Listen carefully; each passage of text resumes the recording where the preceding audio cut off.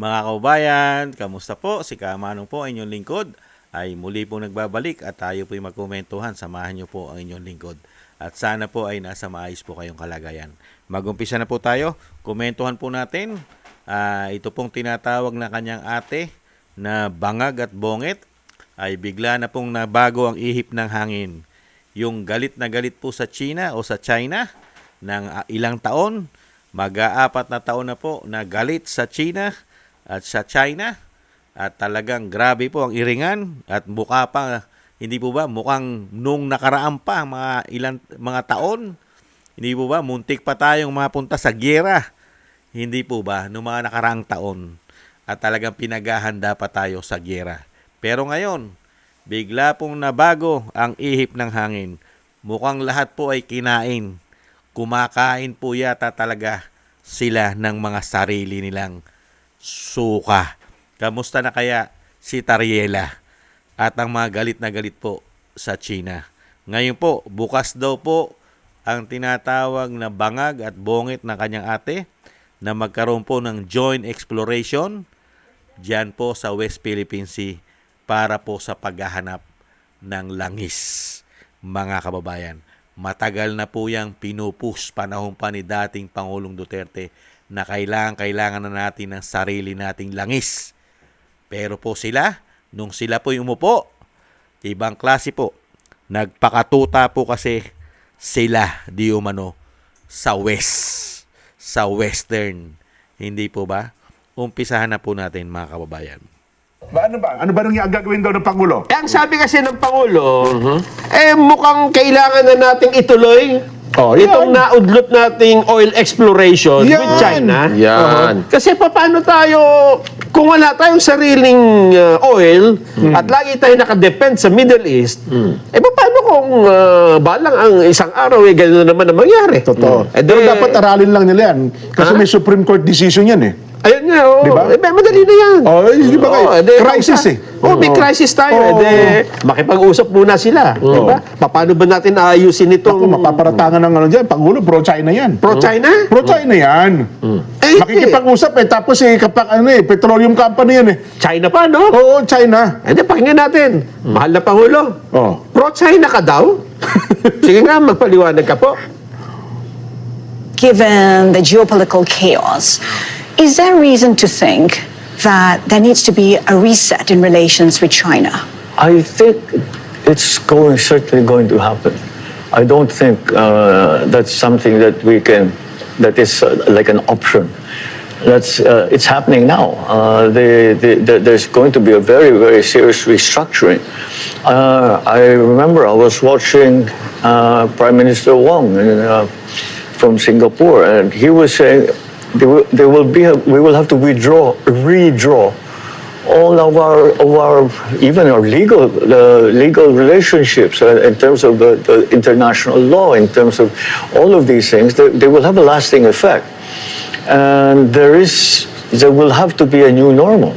Is there reason to think that maybe it is a good idea to have a partnership in developing the gas resources in the disputed areas in the South China Sea? We've always tried to differentiate the territorial disputes from our trade arrangements, and many investments still of the big programs here of the government are coming from China, and they have not used this as somehow, they haven't leveraged this in any way. In quite the contrary, they've been very, very helpful in terms of, for example, fertilizer, which is we import a great deal of fertilizer from China. So would you consider developing gas resources with China in the disputed regions, areas in the South China Sea? Is that something you might something consider? that we've been talking about for a great deal. But the territorial disputes will get in the way of that. Maybe this will provide impetus for both sides to come to an agreement. The Iran war, do you support the US-Israel war against Iran? It certainly was unexpected, and we never want war. Our foreign policy is very, very simple. It's peace and the national interest. That's it. And war is never in the national interest as far as the Philippines is concerned. And so we just are hoping that this ends soon and that whatever recalibration will be done as quickly as possible so we can get back to work. And that's really where the Philippines is. We are watching, waiting, hoping, and praying that this ends soon. The war Yan po mga kabayan. Ngayon po ay willing na po siya na pag-usapan po ang joint exploration sa China, mga kababayan. Hindi po ba yan ay matagal na pong adhikain ng mga Pilipino na magkaroon po tayo ng sarili natin. Katulad po ng Malaysia, hindi ba? Ng Singapore at mga karatig bansa natin sa Asia. Hindi ba? At pati nga Brunei, mga may sarili pong malalakihan. Hindi po ba? Sa Asia. Pero ang Pilipinas, napakalaki po ng ating karagatan at ang tinatawag na South China Sea. Pero, nakapagtataka, nung umupo po ang tinatawag ng kanyang ate na bangag at bongit, ay bigla pong nabago ang foreign policy. Samantalang napakaganda ang inumpisahan ni dating Pangulong Duterte na kanya pong foreign policy. Hindi ka magpapakatuta at kailangan mo ibangon ang iyong bansa at magkaroon ng sariling resources. At yan pong mga bagay na yan, tanging ang China lang ang pwede pong humawak niyan dahil nga po sa South China Sea. At hindi naman po papayag ang China na pasukin po yan ng Western, mga kababayan, dahil may sariling interest din dyan ang China. Hindi po ba? Kailangan din po ng China ang maraming oil, langis. Bakit po papayagan din ng China yan nang magkaroon ng joint exploration dyan ay ibang napakalayong nasyon o tinatawag na sa Western o yung Amerika o European. Hindi po ba? Kaya nga po, napakaganda po sana kung naumpisahan na yan noon pa. Kung hindi lang po, nagkandaleche-leche po at pumasok po ang ganitong klaseng administrasyon na nagpakatuta sa Western, di umano. At ubod po ng tapang yan. Kung natatandaan nyo, nung panahon po ang presidente ay si Joe Biden, ay napakatatapang po niyan. Hindi po ba?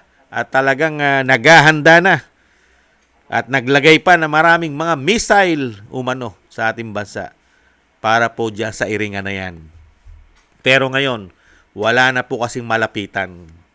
Bagsak na po kasi ang ekonomiya.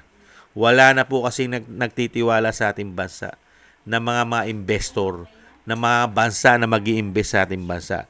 Kaya nga po napakaraming nasayang na panahon at pera sa ating bansa. Katulad po ng ginawa ni Bongit na tinatawag na bangag ng kanyang ate. Di po ba? Napakarami niya pong pinuntahan. Napakarami niya pong tinravel para po manghingkayat na magmuhunan at magnegosyo sa ating bansa. May napala po ba tayo sa dami po ng biyahe at travels ng tinatawag na bangag na kanyang ate? Meron po ba? Nasaan na po ang isang damukal na sinasabing mamumuhunan para po sa ating bansa? Walang nakita ang mga Pilipino. Ang nakita po natin, bagsak na ekonomiya. Piso na kay taas-taas ng palitan ng dolyar. 60 na mahigit, mga kababayan. At binaon tayo sa utang. At bagsak na bagsak po ang ating pong ekonomiya sa kahirapan. Tapos wala tayong langis. Wala tayong gas. Mga kababayan, ano po ang nangyayari sa ating bansa? Tuloy-tuloy na kahirapan. Kaya nga po wala na pong magawa ang tinatawag na bangag at bongit na hindi po niya kainin ng kanilang sinasabing isinusuka nila at talagang ayaw na nila di umano dito sa bansa ng China. Hindi po ba? Pero ngayon, kinain na po yata nila ang mga sinuka nila, mga kababayan. Dahil mismo siya, sinabi niya, Ang ating bansa ay umaasa sa ekonomiya, lalong-lalo sa mga produkto ng China. Dahil halos po ng produkto sa ating bansa ay nanggagaling po sa China.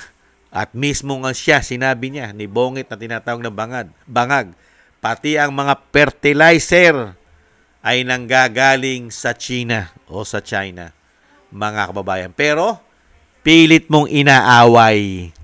At ikaw ay nangungutang at baong ka rin sa utang sa China, mga kababayan.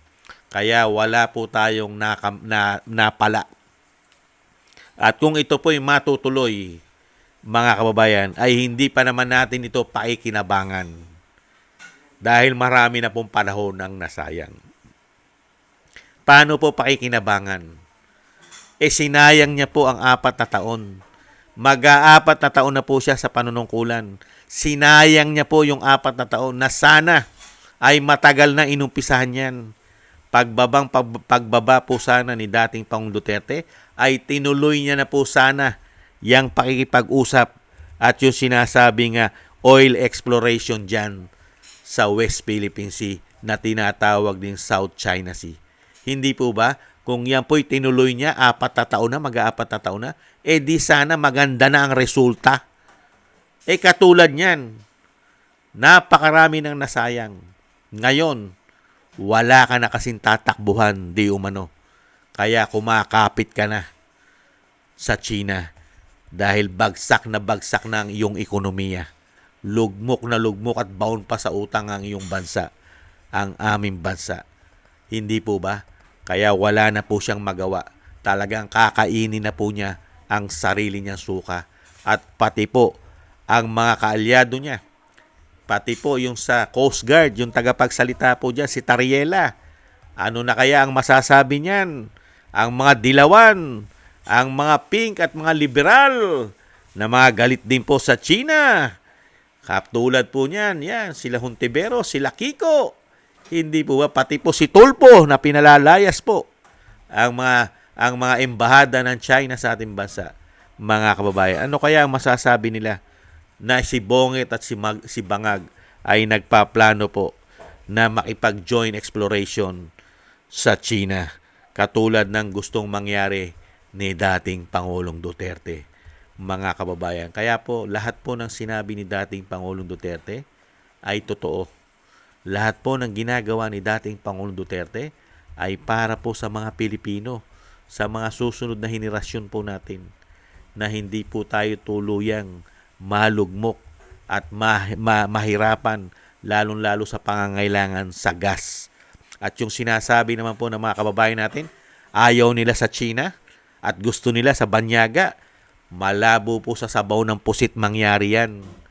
Mahihirapan po't malaking gulo yan.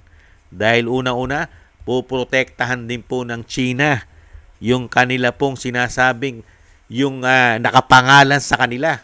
Kasi nakapangalan sa kanila nga yan eh. Di po ba? Nakapangalan nga yung sinasabing titulo na South China Sea. Hindi po ba? Tapos ikaw, powerful ka. Powerful ka sa pera. Di po ba? Powerful ka eh. Nasa iyo ang pera. Nasa iyo ekonomiya ng pera. Di po ba? Papayag po ba ang isang malaking bansa at mayaman sa pera katulad ng China na hindi sila ang maging ka-join dyan sa exploration? At yan po inaumpisahan. Napakaganda po ng inumpisahan dyan. Lahat ng gagastos po dyan sa paghuhukay, pagre-research, ay lahat po ang kapital ay sa China. At ang naumpisahan po diyang usapin ay 60-40. Walang gastos ang Pilipinas, kung hindi nakakamali ang inyong lingkod, ay 60-40. 40% sa Pilipinas na hindi gumagastos. At ang gagastos ng lahat ay 60% ang kanilang pakinabang at 40% ang pakinabang ng mga Pilipino. Hindi po ba? Napakagandang deal. Wala kang gastos. At kung yan ay mangyari sa mga darating na panahon, di hamak na mamumura at napakababa na po ng ating mga petrolyo. Hindi po ba, mga kababayan? Kaya po tayo nagpapasalamat po tayo kay dating Pangulong Duterte na lahat po ng kanyang plano at idea ay 100% tama at ngayon po'y ina-adapt at plano na pong i-adapt at gawin na po ngayon ng presidente na tinatawag na kanyang ate na bangag at adik di umano. Dahil wala na po siyang choice, mga kababayan. Wala na po kasing pumapatol yata sa kanya. Maraming salamat po. Talagang ganyan po. Kaing suka. Sanay na sanay naman po silang kumain ng mga suka nila eh. Hindi po ba? Dahil po sa kakapalan, sobrang kakapal na po yata ng mga pagmumuka. Dahil nga po sa dami na po ng ninakaw. At yung sinasabi rin bago tayo magtapos, sinasabi rin ng ating mga kababayan, bakit daw hindi na Pilipinas ang maghukay at gumawa? Paano makapaghuhukay ang Pilipinas? Yung gagastusin natin nilalagay nga sa malete. Ang pera nga ng bansa, pinaghahati-hatian, nilalagay sa maleta, gagastos ka pa. Lagi nga walang pera ang bansa, nangungutang pa. At nilalagay lang sa mga maleta ng mga hindot na mga magnanakaw na politiko. Sige nga, ano igagastos mo dyan? Kung ang pera ng bansa ay pinaghahati-hatian nila, di umano. Yan po mga kababayan, maraming salamat po sa inyo po. At sa mga nagusto po ng Tambayan Makabayan sa YouTube at TikTok. At ganoon din po sa ating mga subscribers. At sa patuloy na nagsusubscribe. At sa mga nagko-comment, like, share, and subscribe. Mabuhay po kayo. Shoutout po sa inyo lahat. At syempre po, shoutout din po sa mga nagbibigay po ng tulong at biyaya. Shoutout po kay Eric Hershaw ng Canada. Kay Jim Aris ng United Arab Emirates. Ako si Pilam. Si Annie Jo. Si Gay at Shena, Tatay Nick ng Canada, Balance Vision TV, Mila Yi, Jesus Baldefena, si Jake Yahut ng Maisog, California, USA, Gina Ray ng Berlin, Germany, Julieta Silona ng Sydney, Australia, Baby Roman at Ate Isa ng Cagayan, mga kababayan. Maraming salamat po sa inyo at syempre po, ingat-ingat po kayo, lalong-lalo po sa inyo po mga paggawa. At God bless po sa inyo lahat mga kababayan. At ingat-ingat po tayo at tis-tis lang po muna. Bye-bye!